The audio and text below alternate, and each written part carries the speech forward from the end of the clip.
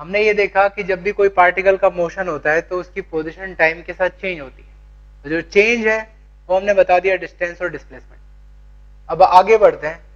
अब हम बात करते हैं मोशन को और अलग तरह से एनालाइज करने की। पार्टिकल मोशन कर रहा है तो हमने ये तो बता दिया कि वो कितना लेंथ कवर करता है या किस डायरेक्शन में जाता है, बट कितना फास्ट वो डिस्टेंस कवर कर रहा है वो भी एक मोशन का एस्पेक्ट, कि मोशन कितना तेजी से हो रहा है या कितना स्लो हो रहा है। ठीक है, तो स्लोनेस या फास्टनेस को डिफाइन करने के लिए हम स्पीड को डिफाइन करते हैं। ठीक है, तो जो पार्टिकल की स्पीड है वो बताएगा कि पार्टिकल डिस्टेंस को बहुत तेजी से कवर कर रहा है या फिर स्लोली कवर कर रहा है। राइट,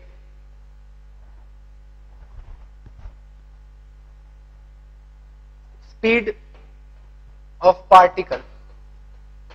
ठीक है, speed is rate at which distance is covered. ठीक है, speed is rate at which distance is covered. इसको मैं v से डिनोट कर रहा हूं। ठीक है, जिस रेट से डिस्टेंस कवर होता है उसको स्पीड कहते हैं। अगर फास्ट रेट से डिस्टेंस कवर हो रहा है तो इसका मतलब स्पीड ज्यादा है, स्लो रेट से कवर हो रहा है मतलब स्पीड कम है। ठीक है, अगर पार्टिकल कांस्टेंट स्पीड से चलता है, speed of particle or object is constant, speed constant है, तो इसका मतलब यह है कि इक्वल इंटरवल ऑफ टाइम में इक्वल डिस्टेंस कवर करेगा पार्टिकल। ठीक है, तो मान लो पार्टिकल की स्पीड है 10 मीटर पर सेकंड, तो एक सेकंड में 10 मीटर। अगर कांस्टेंट स्पीड है तो नेक्स्ट सेकंड में भी 10 मीटर चलेगा, उसके नेक्स्ट सेकंड में भी 10 मीटर चलेगा। ठीक है, अगर स्पीड कांस्टेंट है तो इक्वल इंटरवल ऑफ टाइम में इक्वल डिस्टेंस कवर करेगा। तो हम लिख सकते हैं distance covered by particle is equal to speed into time.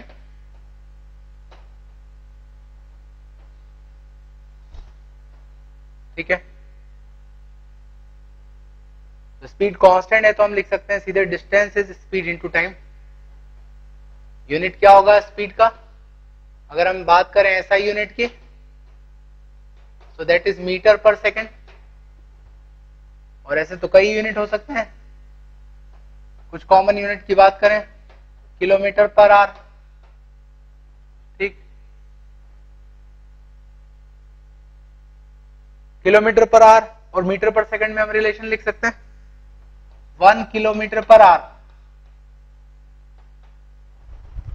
1 kilometre मतलब 1000 मीटर,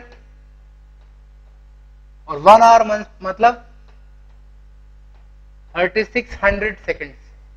ठीक है, तो 1 किलोमीटर पर आवर का मतलब हुआ 1/3.6 metre per second.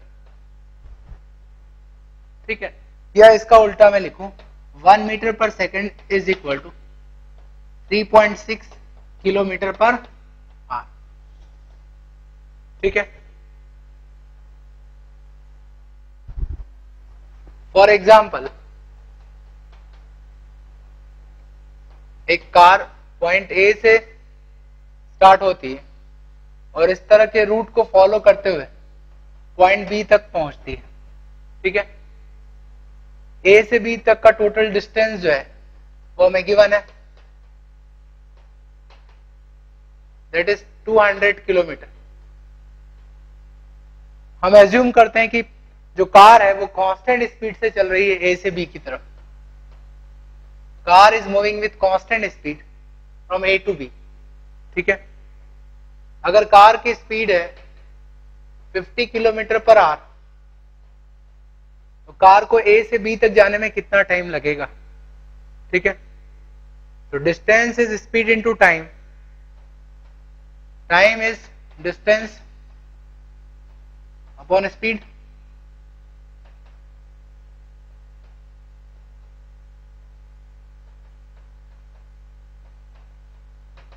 So it is 4 hour. ठीक है, कार को ए से बी तक जाने में 4 आवर, 4 घंटे लगेंगे। अगर इस कार की स्पीड बीच में वेरी करती है, बढ़ रही है या कम हो रही है, तो उस केस में आप ये फॉर्मूला सीधा नहीं लगा सकते हो। ठीक है, स्पीड कांस्टेंट होती है तभी आप ये फॉर्मूला यूज कर सकते हो। ठीक है, स्पीड अगर बदलती है तो उस केस में क्या करना है उसको मैं आगे बताऊंगा। राइट, एक एक स्टेप करते हुए आगे बढ़ेंगे।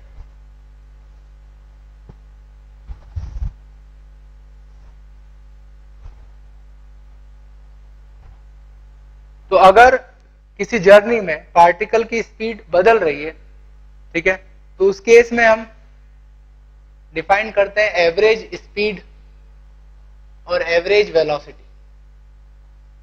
ठीक है, average speed of particle, average speed का मतलब है से पार्टिकल ए से बी तक जा रहा है। ठीक है, तो जरूरी नहीं कि पार्टिकल की स्पीड कांस्टेंट रहे, हो सकता है कहीं पर पार्टिकल फास्ट चल रहा है, कहीं पर स्लो चल रहा है। ठीक है, तो उस केस में हमें एवरेज स्पीड डिफाइन करनी है। राइट, एवरेज स्पीड का मतलब ये हुआ, average speed is total distance covered by total time. ठीक है, तो पार्टिकल ए से बी तक जा रहा है, टोटल डिस्टेंस निकाल लो, मान लो एक्स डिस्टेंस कवर किया और ए से बी तक जाने में इसको अगर टी टाइम लग रहा है तो उस केस में एवरेज स्पीड हो जाएगी एक्स बाय टी। ठीक है, तो याद रखना एवरेज स्पीड पार्टिकल की स्पीड किसी टाइम पर नहीं है। पार्टिकल की स्पीड तो इससे ज्यादा भी होगी, कभी कभी कम भी होगी, बट एवरेज का मतलब ये है कि अगर हम एवरेज स्पीड से इस डिस्टेंस को कवर करते हैं, जो भी एवरेज स्पीड निकलेगी उससे अगर इस डिस्टेंस को कवर करेंगे तो हमें उतना ही टाइम लगेगा जितना कि अभी लग रहा है पार्टिकल। ठीक है, for example particle distance cover करता है 200 मीटर और इसको टोटल टाइम लग रहा है 50 सेकेंड, इसको टाइम लग रहा है 50 सेकेंड, तो इसकी एवरेज स्पीड क्या होगी? तो ये होगा 4 मीटर पर सेकेंड। तो इसका मतलब ये नहीं कि पार्टिकल 4 मीटर पर सेकेंड से चल रहा है, इसका मतलब ये है कि कहीं पर पार्टिकल की स्पीड 4 से ज्यादा भी हो जाएगी, 5, 6, 7, 8 मीटर पर सेकेंड, कुछ भी हो सकता है, और कहीं पर वो स्लो भी हो जाएगा 3, 2, 1।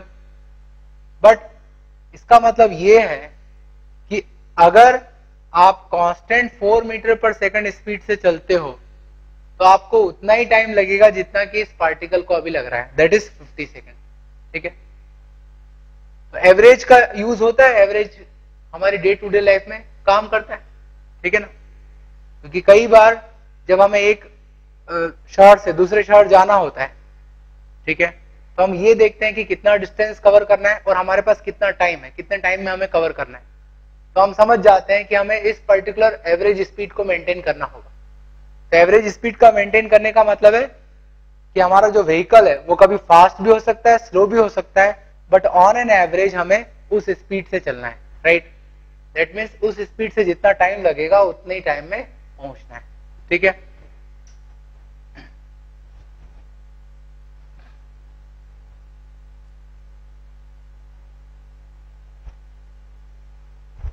तो एवरेज स्पीड हमने डिफाइन किया, इसी तरह से मैं डिफाइन कर रहा हूं एवरेज वेलोसिटी।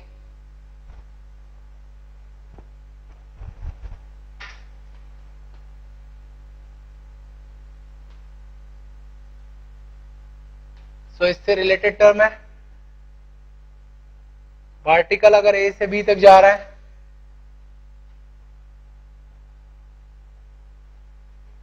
तो उस केस में हमने डिस्टेंस तो देख लिया, उससे स्पीड डिफाइन कर दी। Now we are interested in displacement, A से बी तक उसका डिस्प्लेसमेंट कितना हुआ है। तो पार्टिकल का डिस्प्लेसमेंट निकालने के लिए हम एक स्ट्रेट लाइन ड्रॉ करेंगे सीधे ए से बी तक। तो पार्टिकल का डिस्प्लेसमेंट हुआ है ए से बी की तरफ, राइट, और ये इसका डिस्प्लेसमेंट है। डिस्प्लेसमेंट को मैं एस से डिनोट कर रहा हूं, और पार्टिकल को ए से बी तक जाने में मान लो टी टाइम लगा है, ठीक है। So average velocity of particle during this journey is total displacement by total time. तो इस जर्नी में इसका डिस्प्लेसमेंट हुआ है एस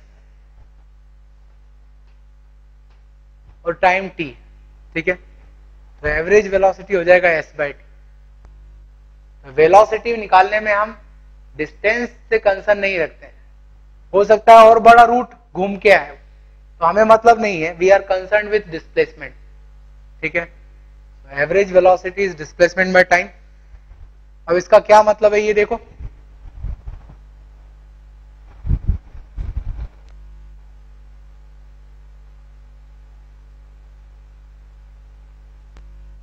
देखो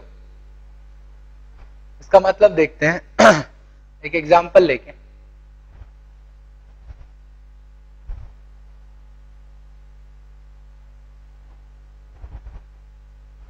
मान लो एक पार्टिकल ए से बी तक जा रहा है, ये उसका पाथ है, ठीक है, इस तरह से गया हो। इसका डिस्प्लेसमेंट हुआ है इस जर्नी में से 200 किलोमीटर, पार्टिकल का डिस्प्लेसमेंट है 200 किलोमीटर, और इसको एक्चुअल जर्नी में जो टाइम लगा है वो लगा है 5 आवर, 5 घंटे लगे हैं इसको पहुंचने में। इस पाथ से गया है वो, राइट। डिस्प्लेसमेंट में तो हम सीधे स्ट्रेट लाइन बना देंगे, तो इसकी एवरेज वेलोसिटी क्या हो जाएगी? तो average velocity is displacement by time 40 kilometre per our, और डिस्प्लेसमेंट एक वेक्टर क्वांटिटी है, तो एवरेज वेलोसिटी भी एक वेक्टर क्वांटिटी होगी जिसका एक डायरेक्शन होगा। तो डायरेक्शन किधर होगा? ए से बी की तरफ, ठीक है। जो हमने एवरेज वेलोसिटी निकाली ये उसका डायरेक्शन, ठीक है। अब इसका मतलब समझना, मतलब यह है कि पार्टिकल ए से बी तक गया इस पाथ से, और इसको लगे 5 घंटे, ठीक। अगर हम 40 किलोमीटर पर आवर से सीधे ए से बी की तरफ जाते हैं, डायरेक्ट ए से बी की तरफ जाते हैं स्ट्रेट लाइन में, तो हमको भी उतना ही टाइम लगेगा जितना कि इस पार्टिकल को घूमते फिरते हुए ए से बी तक जाने में लगा। एवरेज वेलोसिटी का मतलब अगर कांस्टेंट वेलोसिटी से सीधे इनिशियल पॉइंट से फाइनल पॉइंट की तरफ जाया जाए, ठीक है, तो उस वेलोसिटी से उतना ही टाइम लगेगा जितना कि एक्चुअल पार्टिकल को किसी जर्नी में लगता है, ठीक है। तो अगर पार्टिकल का मूवमेंट होता है तो हम उसके लिए एवरेज स्पीड और एवरेज वेलोसिटी डिफाइन कर सकते हैं, ठीक है। तो एक एग्जांपल लेते हैं।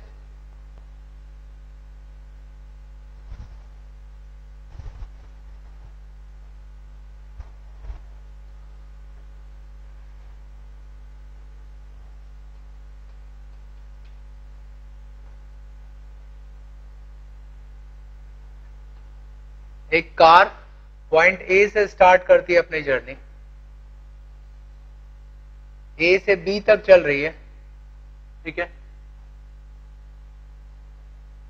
डिस्टेंस है 60 किलोमीटर, ए से बी तक स्पीड है 60 kilometre per our, constant speed 60 kilometre per our से चलती है, ठीक है। और उसके बाद में बी से सी तक जो कि 120 किलोमीटर है, कार की स्पीड हो जाती है 40 किलोमीटर पर आवर, ठीक है। तो इस जर्नी में इस कार की एवरेज स्पीड और एवरेज वेलोसिटी हमें बतानी, ठीक है। अब एवरेज स्पीड और एवरेज वेलोसिटी दोनों के लिए हमें जरूरत होगी टाइम इंटरवल की। ठीक, तो देखते हैं ए से बी तक जाने में कितना टाइम लगेगा। 60 किलोमीटर और 60 किलोमीटर पर आवर की स्पीड से मतलब 1 आवर लगेगा। ऐसे ही बी से सी तक जाने में कितना टाइम लगेगा, तो डिस्टेंस चलना है 120 किलोमीटर और स्पीड है 40 किलोमीटर पर आवर, 3 आवर लगना चाहिए। तो टोटल टाइम कितना लगा है, 4 आवर टोटल टाइम इंटरवल। इसमें डिस्टेंस कितना कवर हुआ, 60 प्लस 120 दैट इज 180 किलोमीटर। और इनफैक्ट डिस्प्लेसमेंट भी 180 किलोमीटर ही होगा, क्योंकि हम स्ट्रेट लाइन में चल रहे हैं और स्ट्रेट लाइन में अगर हम सीधे चल रहे हैं बिना मुड़े तो उस केस में डिस्टेंस और डिस्प्लेसमेंट सेम होंगे। So average speed is distance by time that is 45 kilometre per our, और इसी तरह से एवरेज वेलोसिटी भी होगी 45 किलोमीटर पर आवर।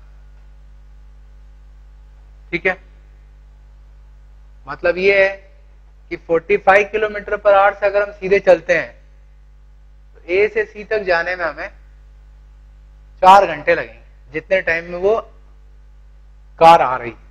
ठीक है ना,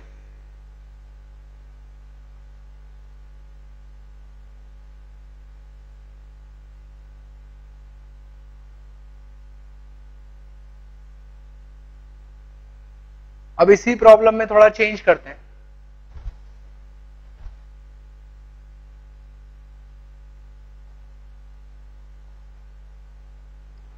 तो कार ए से बी तक गई, फिर बी से सी तक गई, ये दिया हुआ है हमें, और उसके बाद सी से रिटर्न होके बी पर आ गई।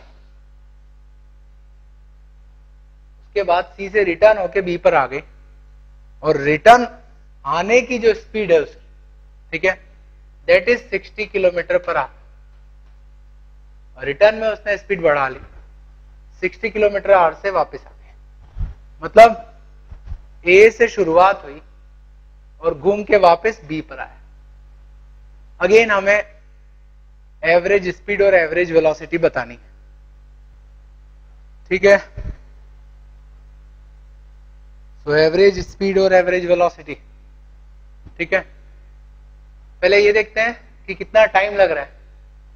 ये तो निकाल लिया था हमने, ए से बी तक जाने में 1 आवर, बी से सी तक जाने में 3 आवर।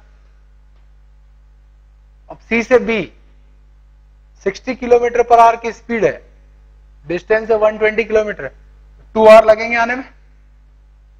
तो टोटल टाइम हो गया 1 + 3 + 2 6 आवर। ठीक है, कितना डिस्टेंस कवर किया,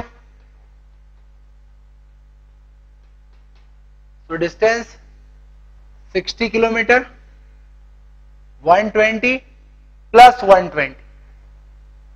ठीक है ना, 120 दो बार, तो 60 + 120 + 120 दैट इज 300 किलोमीटर का डिस्टेंस कवर किया। ठीक है, और ऐसे अगर मैं डिस्प्लेसमेंट की बात करूं, डिस्प्लेसमेंट का मतलब है ये इनिशियल पॉइंट है और ये फाइनल पोजीशन है। तो इनिशियल से फाइनल पोजीशन में डिस्प्लेसमेंट कितना हुआ है, 60 किलोमीटर का। तो शुरुआत में यहां पर था, फाइनली यहां पर आ गया घूम फिर के, वी डोंट केयर किधर से आया, फाइनली यहां पर आ गया। तो डिस्प्लेसमेंट हुआ 60 kilometre. So average speed is distance by time 50 kilometer per hour, and average velocity is displacement by time that is 10 kilometer per hour. Interesting. इसका मतलब क्या निकला, मतलब ये है कि अगर हम constant speed 50 kilometre per our से इधर जाते हैं और वापस आते हैं यहां तक, तो हमको उतना ही टाइम लगेगा जितना कि इसको लग रहा है। और average velocity 10 kilometre per our, उसका मतलब क्या है कि 10 किलोमीटर पर आवर से अगर हम इस तरफ चलते हैं तो 6 घंटे के बाद हम बी पर पहुंच जाए, जहां पर एक्चुअल में पार्टिकल घूम फिर के आ रहा है। ठीक है, ये इनका मीनिंग है। एक और एग्जांपल लेते हैं। हमें गिवन है, प्रॉब्लम ये है कि एक पार्टिकल हाफ डिस्टेंस जो है वो v स्पीड से कवर कर रहा है और नेक्स्ट हाफ डिस्टेंस कवर कर रहा है 2v स्पीड से, तो उसकी एवरेज स्पीड क्या हो?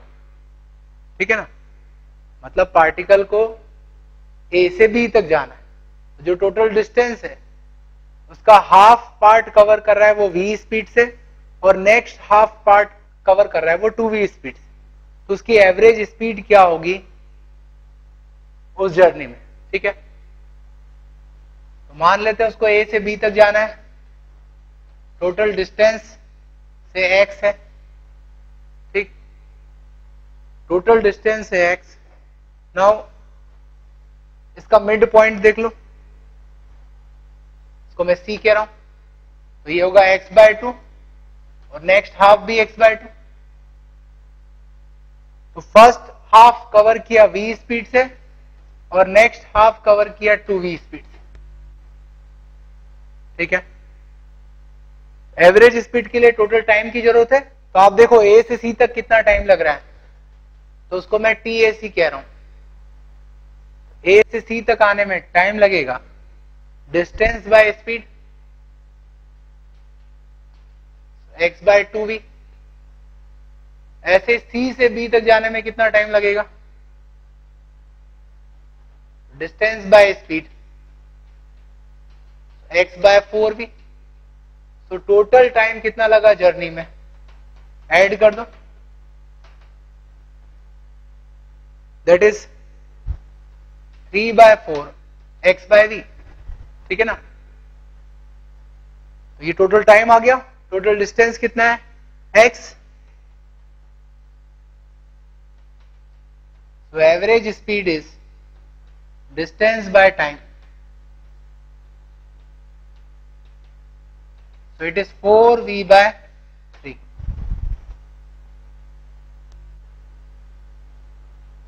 Average speed is 4v/3. तो जहां पर अगर आपको दिया नहीं है डिस्टेंस या टाइम, तो आपको कुछ एज्यूम करना होगा और इस तरह के रिलेशन बनाने होंगे। ठीक है, एक और एग्जांपल लेते हैं।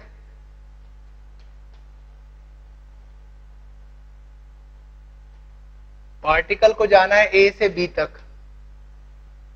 ठीक है, अब क्या दिया है समझना,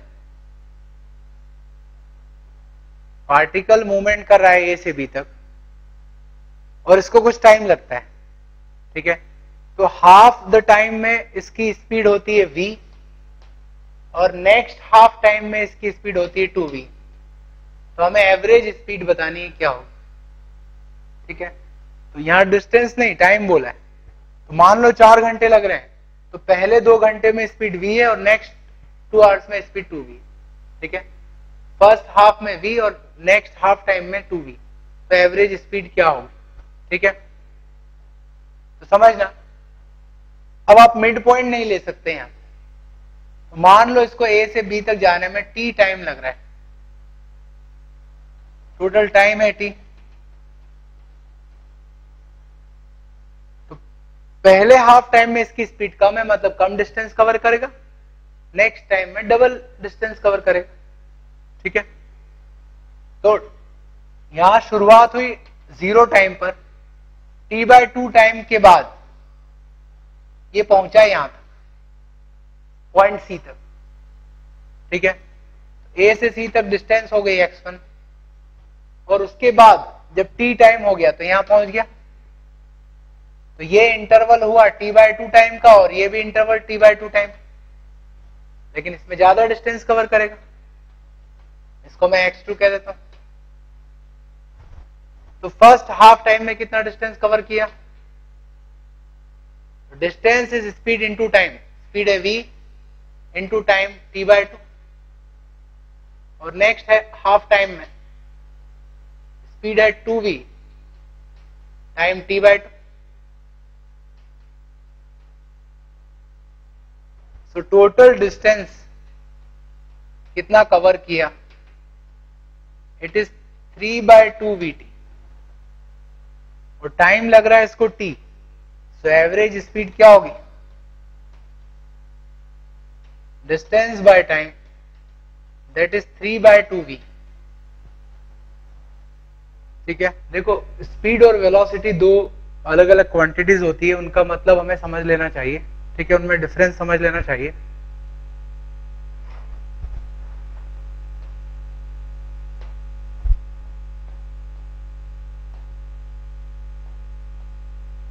इनमें से एक स्केलर क्वांटिटी और एक वेक्टर क्वांटिटी।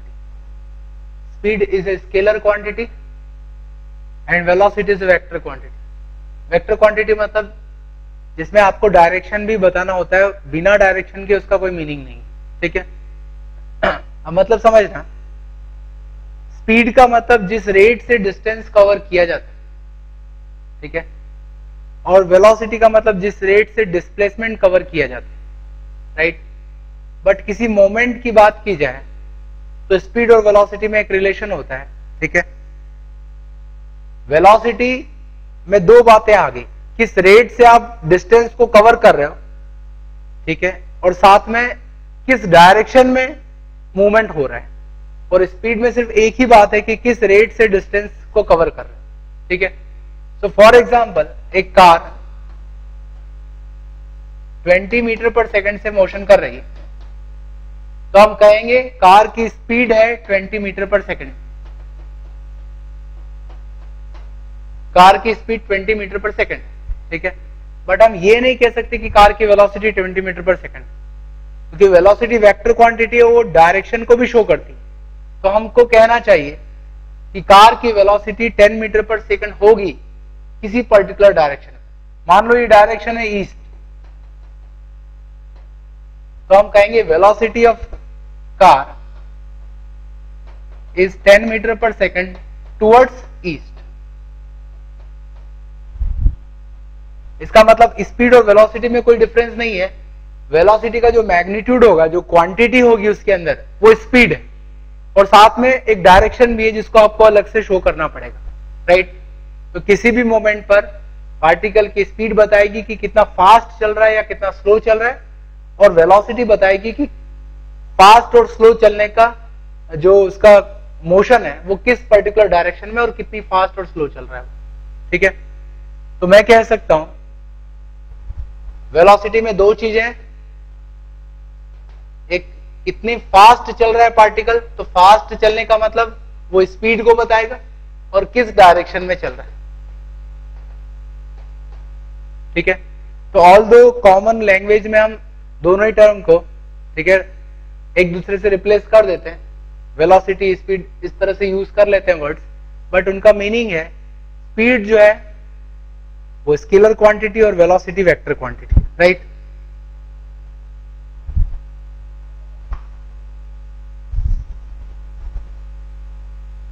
तो हमें कहना चाहिए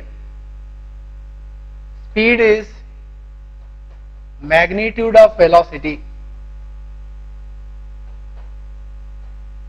एट एनी मोमेंट।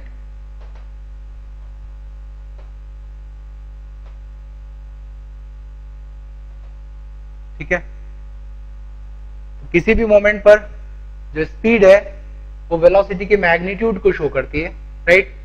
साथ में आप डायरेक्शन भी बता दो तो वो फिर कंप्लीट वेलोसिटी हो जाती है। कुछ एग्जांपल्स लेते हैं।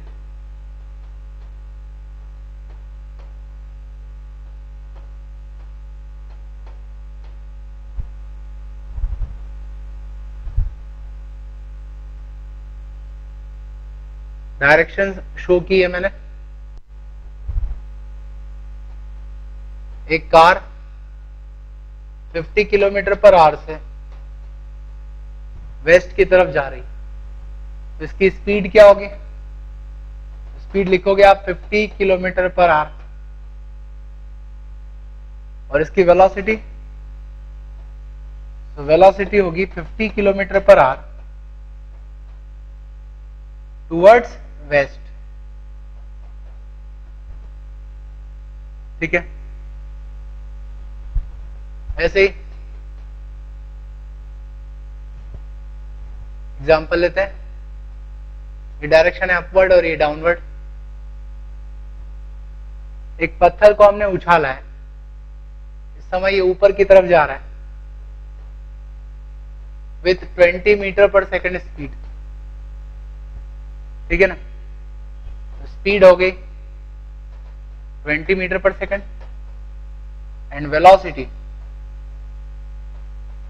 Is 20 metre per second towards, या कहें 20 metre per second in upward direction.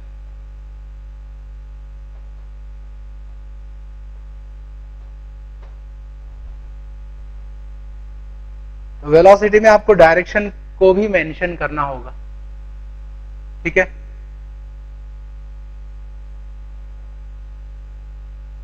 आगे मैं आपको वेक्टर पढ़ाऊंगा, तो वेक्टर में मैं आपको बताऊंगा कि किस तरह से डायरेक्शन को शो किया जाता है जब हम इसको वेक्टर के फॉर्म में लिखते हैं। राइट।